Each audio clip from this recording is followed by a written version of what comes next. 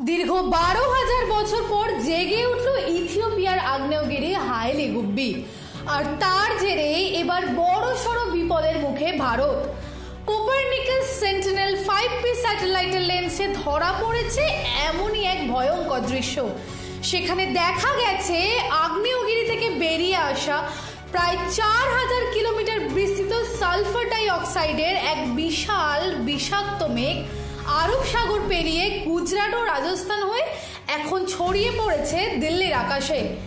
এমনিতেই শীতের রাজধানীর বাতাস ধোঁয়াশায় আচ্ছন্ন থাকে, তার উপর ইথিওপিয়ার এই বিষাক্ত গ্যাস মিশে তৈরি করেছে সালফেট অ্যারোসল। এর ফলে দৃশ্যমানতা কমছে আর বাতাসে AQI পৌঁছচ্ছে বিপজ্জনক স্তরে। চিকিৎসকদের মতে এর প্রভাব সুদূর প্রসারী। বাতাসে সালফার ডাই অক্সাইডের মাত্রা বেড়ে যাওয়া মানব শরীরের জন্য অত্যন্ত ক্ষতিকর।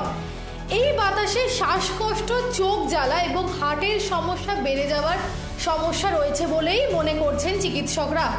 তাই তারা ঝুঁকি এড়াতে মাস্ক ব্যবহার এবং ভোরবেলা বাইরে না বেরোনোর পরামর্শ দিচ্ছেন। আরও জানা যাচ্ছে শুধু শরীর নয়, এই গ্যাস পরিবেশের অভাবও প্রভাব ফেলে। এটি বাতাসে উপস্থিত জলীয় বাষ্পের সঙ্গে মিশে সালফিউরিক অ্যাসিড তৈরি করে। এর ফলে অ্যাসিড বৃষ্টির সম্ভাবনা তৈরি হয়, যা মাটির উর্বরতা কমিয়ে দেয়, ফলে ফসল ক্ষতিগ্রস্ত হয়। সেই সঙ্গে এই গ্যাসের চাদর সূর্যের আলো আটকাতে পারে, যার ফলে সাময়িকভাবে ওই অঞ্চলের তাপমাত্রা কমে যায়। অন্যদিকে বিমান চলাচলেও সতর্কতা জারি করেছে DGCA। দৃশ্যমানতা কম থাকায় দিল্লি থেকে আমস্টারডাম ও মধ্যপ্রাচ্যগামী একাধিক বিমান বাতিল করা হয়েছে। কবে কাটবে এই বিষাক্ত মেঘের ছায়া, সেদিকেই এখন নজর বিজ্ঞানীদের। দিশা দাসের রিপোর্ট, হেডলাইন্স, কলকাতা।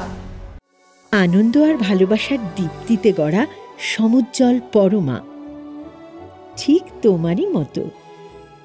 শ্যাম সুন্দর কোম্পানি জুয়েলার্স, আগরতলা, উদয়পুর, ধর্মনগর, কলকাতা।